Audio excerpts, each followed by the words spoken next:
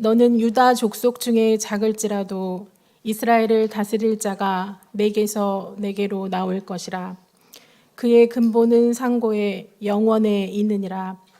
그러므로 여인이 해산하기까지 그들을 붙여두시겠고 그 후에는 그의 형제 가운데에 남은 자가 이스라엘 자손에게로 돌아오리니 그가 여호와의 능력과 그의 하나님 여호와의 이름의 위엄을 의지하고 서서 목축하니 그들이 거주할 것이라. 이제 그가 창대하여 땅 끝까지 미치리라. 이 사람은 평강이 될 것이라. 하나님 말씀입니다.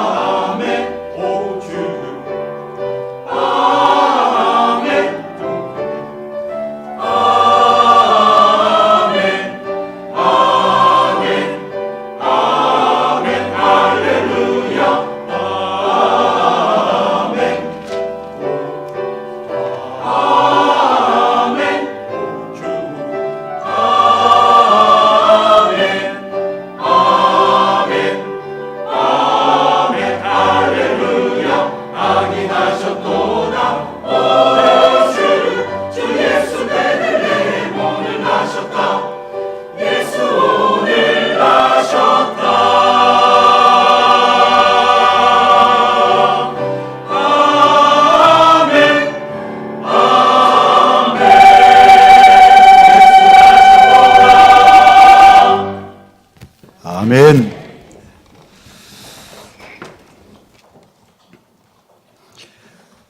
우리가 살아가는 21세기는 정보통신의 시대요. 정보통신 기술을 기반으로 로봇공학, 인공지능, 나노기술, 생명공학 등 기술 혁신을 이루고 있습니다. 그렇게 하면서 드디어 4차 산업혁명의 시대로 이제 진입하고 있습니다.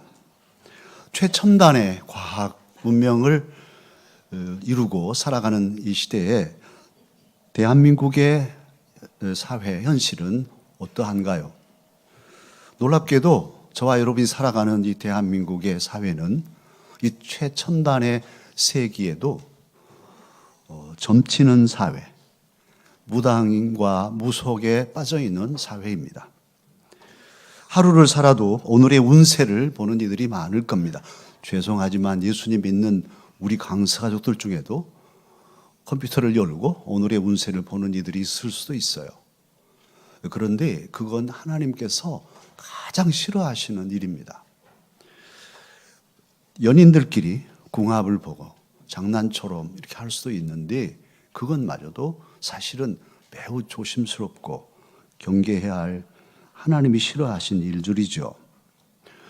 컴퓨터를 다루는 기업의 CEO도 점쟁이 말을 듣고 자기가 대통령감이라고 생각하고 폭행을 하고 갑질을 하다 감옥에 가 있기도 합니다. 2017년 작년 통계가 대한민국의 무당과 역술인이 몇만 명이 됐냐면 정식 등록된 사람이 100만 명이 넘었습니다. 무당 학원에 수강생들이 밀리고 있습니다. 수백만 원 수강료를 내고 신내림 구슬 강의받기도 하는 현실입니다. 미래가 불안하기에 미신에 빠져들고 있는 것이죠. 그런데 미신, 무속신앙, 이 샤머니즘의 폐해가 있어요. 그것은 기복적입니다. 복을 원하는 신앙이에요. 돈 넣고 돈 먹기, 복채 내고 정보 알고 그래서 사업 번창하고 그래서 국회의원에 당선되고 뭐 이런 기복적이에요. 그리고 이 무속신앙의 폐해는 또 뭐냐 하면 탈역사적입니다. 역사의식이 없습니다. 나라에 어떻게 되든지 이 사회에 어떻게 되든지 상관없습니다. 나만 잘 살면 되고 내 자식 잘 되면 그만입니다. 이게 무속신앙의 그 폐해입니다.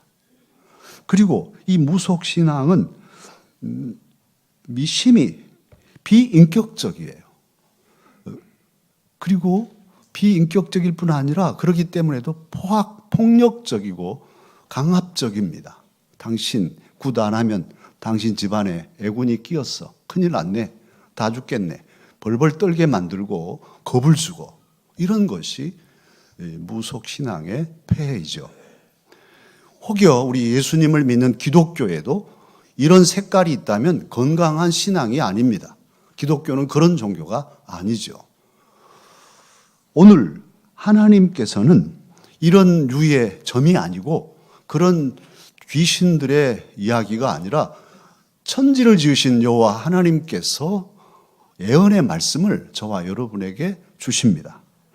하나님께서는 하나님의 사람을 택하시고 성령으로 감동하셔서 개인과 가정과 교회와 나라 민족과 온 세계를 향하신 당신의 뜻을 예언하십니다. 역사의 주관은 천지를 지으신 하나님이 하시죠. 어느 귀신이 하는 게 아니고 하나님께서 하시는데 그 하나님의 역사 운행의 방법 중에는 예언자들을 택해서 예언케 하시고 그 예언을 성취하심으로써 이 인류의 역사를 이끌어가고 계십니다. 오늘 저와 여러분이 들은 미가의 예언, 이 예언은 하나님께서 이 귀한 날에 저와 여러분에게 주시는 예언의 말씀인데요. 미가는 이스라엘이 남과 북으로 쪼개져 있을 때 남조 유다에 소속한 그런 예언자였습니다. 요담과 아하스와 히스기야 왕 세 왕들을 거치면서 하나님의 뜻을 밝혔는데요. 바로 그 내용인즉슨 메시아가 오신다. 인류를 구원할 구세주가 오신다는 예언의 말씀이 오늘 조금 전에 우리 이주원 군사님이 읽어주신 그 말씀의 내용입니다. 특히 2절 하반절에 보면 그 메시아의 근원, 그 근본이 상고에 있다. 태초에 있다. 영원에 있다. 이렇게 말씀하고 있습니다. 오시는 메시아는 보통 분이 아니라 영원에서 오시는 태초에 계신 그분이 온 인류를 구원하시기 위하여 온다. 그 메시아를 보내실 것을 말씀하시죠. 그리고 그 말씀대로 700여 년 후에 BC 700여 년 후 전에 예언된 Before Christ, 예수님 오시기 BC 700여 년 전에 미가를 통해 예언한 말씀이 예수님 때 700여 년 후에 예수 그리스도께서 태어나심으로 성취되었습니다. 온 세상의 구주가 오셨습니다. 놀랍죠?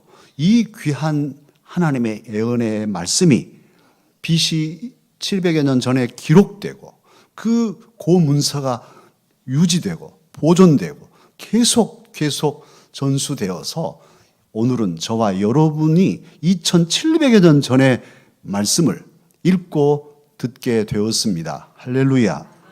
놀라운 일이죠.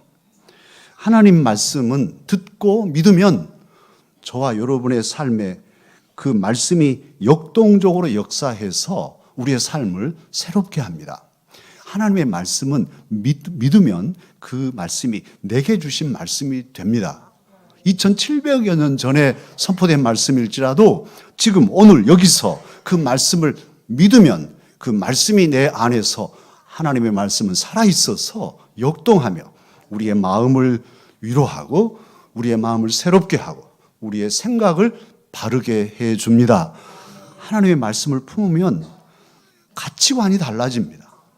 하나님의 말씀을 알기 전에는 세상에 노는 것을 제일로 중요한 가치로 여겼다든지 돈이면 다라고 생각했다든지 이런 사람들이 가치관이 새로워집니다.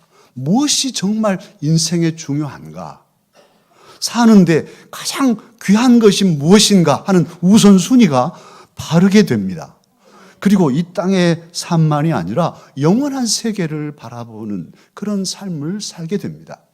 저는 목사로서가 아니라 한 사람으로서 이 나이가 되니까 점점 더 하나님의 말씀을 아는 이 삶을 살게 해주신 것이 얼마나 감사한지.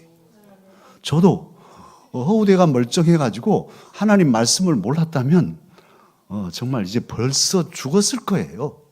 세상 것이 전부인 줄 알고 이리저리 헤매다가 또 잡기에 능한 사람이라 벌써 죽었을 사람입니다. 그런데 하나님의 말씀이 내 안에 들어오시고 말씀 안에서 나의 삶을 바르게 세우고 내 사랑하는 자녀손들 앞에 부끄럽지 않는 당당하게 믿음의 아버지로 할아버지로 설 수 있게 된 것은 하나님 말씀이 제 삶을 제어하기 때문입니다. 사랑하는 강서 가족 여러분, 하나님의 말씀이 우리에게 오시면 그 말씀이 우리의 삶을 가치 있게 복되게 나도 행복하지만 가족들도 행복하고 그럴 뿐 아니라 이 사회 속의 한 구성원으로서 반듯하게 섬으로써 이 사회도 건강한 사회를 이루는데 몫을 감당하는 삶을 살게 하십니다. 하나님의 말씀이 오늘 예언의 말씀으로서 저와 여러분에게 주어졌는데요. 이 말씀을 믿음으로 잘 받으십시다. 오늘 말씀의 내용인즉슨 무엇이냐 하면 메시아, 다시 말하면 예수 그리스도께서 오신다고 하는 예언입니다. 그렇다면 이 메시아가 어디로 오신다는 말씀입니까? 오늘 2절에 보면 베들레헴 에브라다야 하고 베들레헴을 말씀하고 있습니다. 예수님은 메시아는 이 예언 후에 700여 년 후에 정말로 베들레헴 마구간에 태어나셨습니다. 그런데 이 베들레헴에 오시게 된 데는 두 가지 뜻이 있습니다. 그 하나는 하나님의 역사 방식, 하나님께서 일하시는 방식을 보여줍니다. 하나님께서 메시아를 보내시는 것은 온 인류를, 전 세계의 사람들을 구원하고자 하심이죠. 그런데 그 메시아를 어느 곳에 보내시냐 하면 베들레헴에 보내신단 말이에요. 이게 우연이겠습니까? 하나님의 뜻이죠. 하나님의 일하시는 방식입니다. 예수님이 태어날 때는 로마가 제국이 되어 있던 때입니다. 그리고 예수님이 태어나신 유다 베들레헴도 식민 통치를 받고 있던 때예요. 그러면 우리 생각이라면 세상을 구원할 메시아라면 어디에 태어나게 해야 되겠습니까? 로마의 제국, 온 세계를 다스리는 그 제국에 황제가 사는 그 궁궐에 태어나게 하고 왕세자로 태어나게 해야 세상을 좀 건져보든지 말든지 할 텐데 그게 아니고 오히려 식민지에 그 작은 나라에 코딱지만한 나라에 베들레헴, 그것도 마국간에 메시아를 태어나게 하신 하나님, 이런 역설이 어디 있겠습니까? 이게 하나님의 방식입니다. 세상의 통치자들은 크고 화려한 것을 원하죠. 저와 여러분에게도 그런 성향이 있습니다. 큰 것, 큰 예배당, 의리의리한 화려한 장소, 많은 사람들이 있는 곳, 이런 것들을 추구하려고 하죠. 그런데 하나님의 방식은 정반대예요. 세상의 왕들은 힘을 가지고 무력으로, 완력으로 가난하고 힘없고 약하고 아픈 이들을 짓밟고 착취하고 학살합니다. 이게 세상의 정치의 그 역사 현주소이죠. 그러나 하나님은 그런 분이 아니십니다. 오히려 반대로 약하고 작고 힘들어하는 이들, 울고 있는 이들, 아픈 이들 곁에, 그들 곁에 찾아오시는 분이 창조주요 하나님, 그분이 보내신 메시아이십니다. 하나님은 자기 약함을 아는 사람, 무슨 돈이 많건 적건 간에 오히려 가난한 사람인데도 자기 약함을 모르는 사람도 있어요. 자기의 연약함, 인간의 그림자, 삶의 이면, 그리고 허무함을 아는 사람, 그리고 그래서 가난한 마음을 가지고 하나님 아니면, 영원한 구주가 아니면 살 수 없는 자신을 돌아볼 줄 아는 이런 사람들을 사랑하시고 그들 곁에 메시아를 보내신 분이십니다. 그들을 위로하시고 그들을 고치시고 그들을 일으키시고 그들로 영원한 생명을 누리게 하시는 분이 오늘 미가를 통해 메시아를 예언하고 계신 하나님이십니다. 작은 자를 돌아보시려고 베들레헴으로 메시아를 보내셨는데요. 두 번째 베들레헴에 보내신 의미가 있습니다. 왜 하필이면 베들레헴일까요? 작은 곳도 다른 마을 많이 있을 텐데 왜 베들레헴일까요? 베들레헴이라는 그 마을의 이름 뜻은 빵집이라는 뜻입니다. 우리 교회는 화곡동에 있습니다. 화곡동은 무슨 의미인지 아십니까? 여기 살면서도 모르시는 분들이 있죠. 화곡동은 꽃이 많아서 그런가? 저는 처음에 저도 그렇게 생각했어요. 꽃 화자가 아니고 벼 화자예요. 화곡동은 이 김포평야 일대로서 이 지역도 논이었을 거예요. 우리 장장로님 지으실 때 수렁이었다고 하셨는데 벼가 많은 이런 그 지역이 화곡동입니다. 그리고 이 지역을 곰달래 지역이라고 하잖아요. 고운 달빛이 흐르는 시내가 있는 곳. 얼마나 아름다운 이름인가요? 여기 신영시장에 복개천이고 거기에 시내가 흘렀다지요. 그러니까 곰달래 지역에서 화곡동에 사는 우리는 이 의미를 알면 훨씬 더 새롭고 사는 맛이 더 날 거예요. 마찬가지로 예수님께서 베들레헴에, 왜 베들레헴이실까? 베들레헴에 나셨을까? 베들레헴은 빵집이에요. 빵집. 사람은 빵을 먹어야 삽니다. 이 빵집, 우리말로 번역하면 떡집이고 사실은 밥집이죠. 먹어야 사는 그 주식인 빵을 만드는 곳이라고 하니까 배고픈 사람이 그 빵 잘 구워놓으면 얼마나 향기가 납니까? 막 구워놓은 빵, 그 구수한 냄새를 맡는 것은 빵 드세요 하면 이건 기쁜 소식이죠. 복음이죠. 이야, 그런데 그 빵을 먹으면 막 배고팠던 사람이 만족하고 기쁘고 힘이 나고 그렇죠. 아무리 잘난 사람도 며칠 굶어 놓으면 비실비실하고 그냥 쓰러지고 헛것이 보이고 이렇게 된단 말이에요. 그러나 빵을 먹으면 힘이 생깁니다. 살 수 있습니다. 그런데 바로 이 메시아로 오신 베들레헴 빵집에 나신 예수님, 이제 나중에 아기가 어른이 되셔서 하나님의 일을 감당하실 때 당신 자신을 가리켜서 뭐라고 하셨냐 하면 요한복음에 보면 나는 생명의 빵이다. 나를 먹으면 영원히 산다. 이렇게 말씀하셨어요. 내가 베들레헴 빵집에서 낳았던 아기인데 이제 어른이 됐지만 나는 너희들을 위한 생명의 빵이란다. 나를 먹으면 영원히 산다. 이렇게 말씀하셨어요. 사실 빵이 어떻게 해서 되어집니까? 빵은 곡식이 가루가 되어야 됩니다. 가루가 돼서 빵이 되나? 아니에요. 또 물 붓고 막 진 이겨서 반죽을 하죠. 그리고 숙성시켰다가 그걸로 끝난 게 아니라 그냥 불 속에 집어넣어서 완전히 구워나면 그때 향기가 나고 맛있는 빵, 바삭바삭한 빵이 되죠. 예수님께서는 십자가를 지시기 직전에 최후의 만찬을 베푸시고 제자들을 앉히시고 제자들에게 빵을 떼서 먹여주시면서 받으라, 받아 먹어라. 이것은 내 몸이다. 빵인 내가, 생명의 빵인 내가 주는 몸이다. 받아서 먹어라. 그래야 영원히 산다. 이렇게 당신의 성찬 예전을 정하셨어요.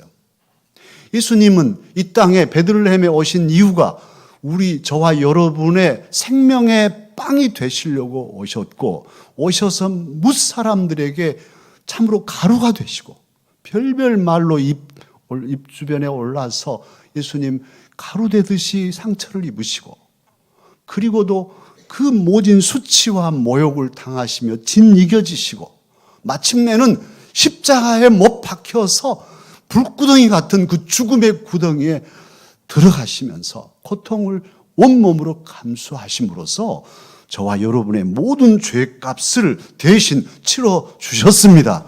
그래서 생명의 빵이 되신 것입니다. 그 예수님 사랑의 마음은 너무너무 귀하죠. 하나님은 인격적이십니다. 저와 여러분의 마음이 하나님을 닮았어요. 특히 자식을 길러본 부모님들은 다 아시지만 자식을 위해서, 건강하고 정상적인 부모라면 자식을 위해서 죽을 수 있어요. 그게 부모 마음입니다. 그런데 이 마음이 누구를 닮았냐면 하나님 마음, 예수님 마음을 닮았어요. 꼭 작년 이맘때, 작년 12월 29일에 한 가정에서 살인사건이 났는데요. 38살 먹은 아들이 맨날 술만 먹고 일은 안 하고 집에 와서 퍼져 누워서 텔레비나 보고 있고, 그래서 엄마가 제발 너 그렇게 가만히 있지 말고 나가서 뭐라도 좀 해봐라. 그러니까 잔소리 한다고 또 큰소리 치고 하다가 이제 막 말이 왔다 갔다 하다가 성질이 크게 당해서 아들이 어머니를 의자로 후려치고 흉기로 찔러서 살해했어요. 그런데요, 저는 그 기사를 읽으면서 눈물이 났습니다만, 그렇게 아들이 자기를 해치고 피 묻어가지고 나갈 때 엄마가 한 마지막 말이 뭐냐 하면, 아들아, 옷 갈아입고 도망가라. 그리고 죽었어요. 그 어머니 돌아보지도 않고 아들은 나갔어요. 그리고 잡혀서 이제 25년 구형을 받았다고 그러는데, 참으로 그 어머니 마음, 아들아, 나는 죽어도 내 아들이 혹시라도 잡혀서 어려움 당할까봐 옷 갈아입고 도망가라 하고 마지막 말인 거예요. 그런데 사랑하는 강스가족 여러분, 예수님의 마음, 하나님의 마음은 더 크십니다. 그 마음을 넘어선 사랑이에요. 우리 예수님 십자가에 달리실 때 얼마나 고통스러웠냐면, 특히 십자가형의 고통은 뭐냐면 숨쉬기예요. 숨 쉬면 온몸을 당겨야 할 때 이게 당겨야 숨이 쉬어지니까 그 고통을 감수하고 계셨는데, 그 십자가 위에서 주님 뭐라 하셨습니까? 자기를 침뱉고 때리고 못 박고 죽이는 저들을 향해서 하나님께, 하나님 아버지, 저들의 죄를 용서하여 주세요. 저들이 잘 몰라서 저럽니다. 이렇게 그들의 죄를, 원수 같은 저들을 용서해 주시라고 기도하신 분이 예수님이십니다. 그 마음이 아버지 마음, 어머니 마음이고, 그 마음이 하나님 아버지 마음이십니다.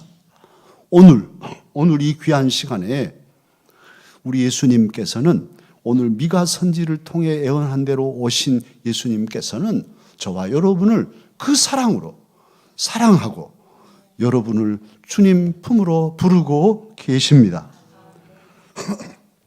그러면 저와 여러분이 베들레헴에 나신 예수님을 나의 구주로 모시고 인정하고, 예수님이 그런 사랑을 베푸셨구나, 그분이 나의 구원자라고 하니 내가 믿자 하고 믿고 내 삶에 모시면 어떤 일이 일어날까요? 오늘 4절에서 그렇게 예언하고 있습니다. 그가 오시면 그 메시아 예수 그리스도가 여호와의 능력과 그의 하나님 여호와의 이름의 위엄을 의지하고 서서 목축한다고 목자가 되어서 그 백성들을 양떼처럼 이끌 것이다. 다스릴 것이다. 그런 말씀이에요. 메시아 예수님이 오시면 우리는 모두 양들이 되어서 목자이신 예수님의 이끄심을 받고 다스림을 받게 될 거라는 예언인데요. 실제로 예수님 이 세상에 오셨을 때 요한복음 10장에 보면 그렇게 당신을 말씀하십니다. 나는 선한 무엇이라? 목자라. 나는 선한 목자야. 나는 양을 위해서 내 목숨을 버린다. 얼마나 놀랍습니까? 700여 년 전에 미가 선지가 메시아가 오면은 목자가 되어서 그 백성을 목축할 것이라고 했는데 예수님, 나는 선한 목자다. 그리고 이상한 목자죠. 목자는 목자인데 이상한 목자예요. 자기 목숨을 주시겠다니. 대부분 목자들은 양을 길러가지고 털 깎아서 팔아먹고 뭐 하면 그냥 잡아먹고 그런 것이 목자인데 예수님은 양을 잡아먹는 목자가 아니라 오히려 양을 위해서 당신의 생명을 주시는 목자라고 말씀하셨어요.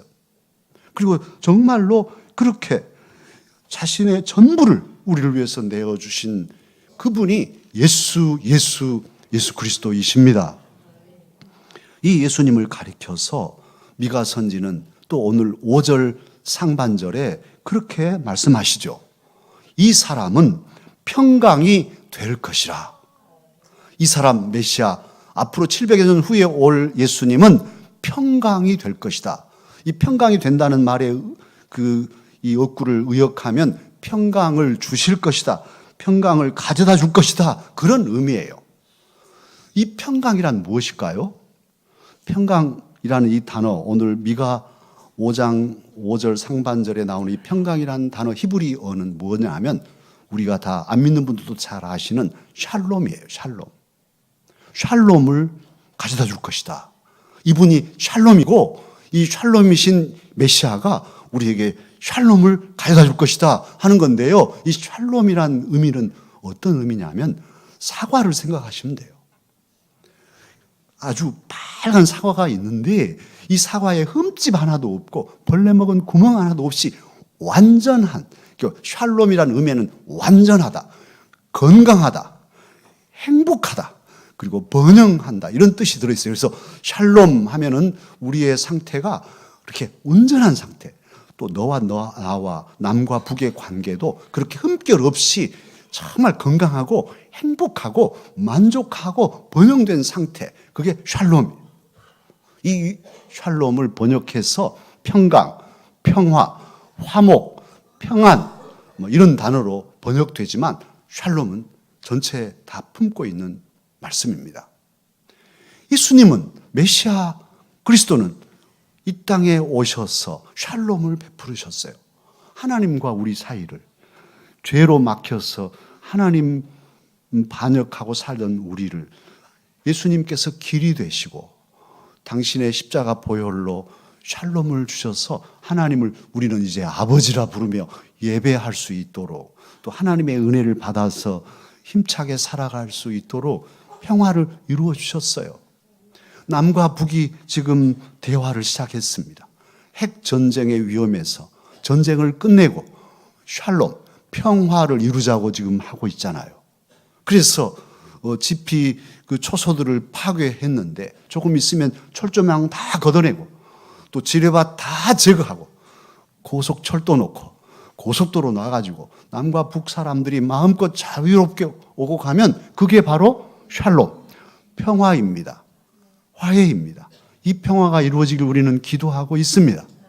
그런데 그 길을 놓은 일들이 바로 예수 그리스도가 하신 일이란 말이에요. 내가 곧 길이라고 하신 예수님, 하나님과의 관계도 그렇게 평화롭게 하시고 부부 관계도 또 부자 간에도 형제 간에도 우리 믿음의 식구들 간에도 화목을 이루게 하시고 또 사회 속에 혹은 나를 고깝게 여기고 내게 해를 끼치는 사람에게도 손을 내밀고 서로 길을 뚫고 철조망 걷어내고 지뢰밭 걷어내고 손 내밀고 우리 서로 이제 화해합시다. 용서해 주세요. 용서합니다. 사랑합니다. 함께 삽시다. 이렇게 하는 것이 샬롬이고, 이 샬롬을 위해서 메시아 예수 그리스도는 이 땅에 2000년 전에 베들레헴에 태어나셨습니다.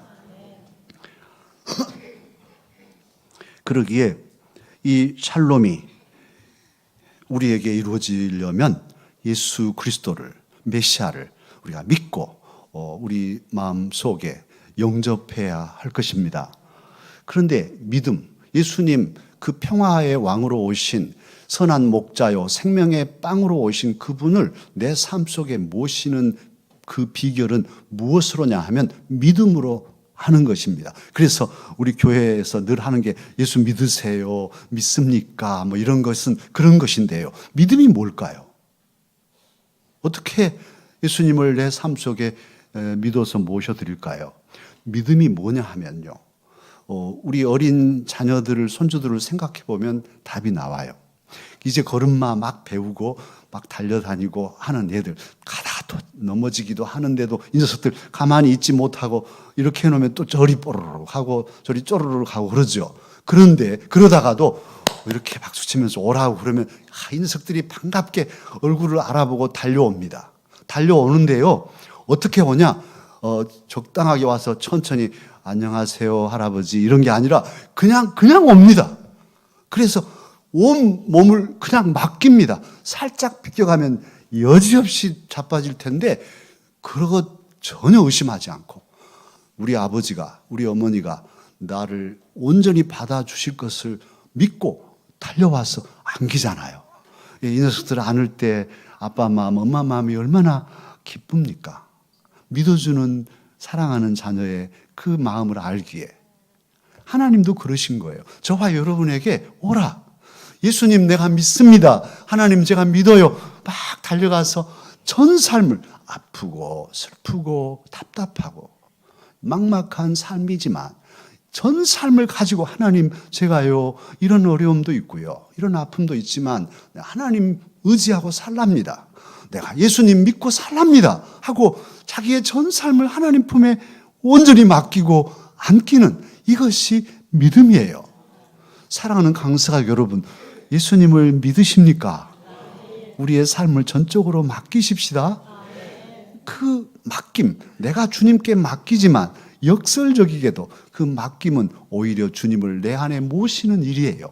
이게 믿음이고 그때 주님은 우리 안에 오셔서 생명의 빵이 되시고 주님은 내 안에 오셔서 선한 목자가 되셔서 우리를 복된 길로, 평화의 길로, 선한 길로 인도하여 주실 것입니다. 기도하겠습니다. 은혜로우신 주님, 참으로 우리를 사랑하셔서 웬일인지 웬은인지 오늘은 이 귀한 성전에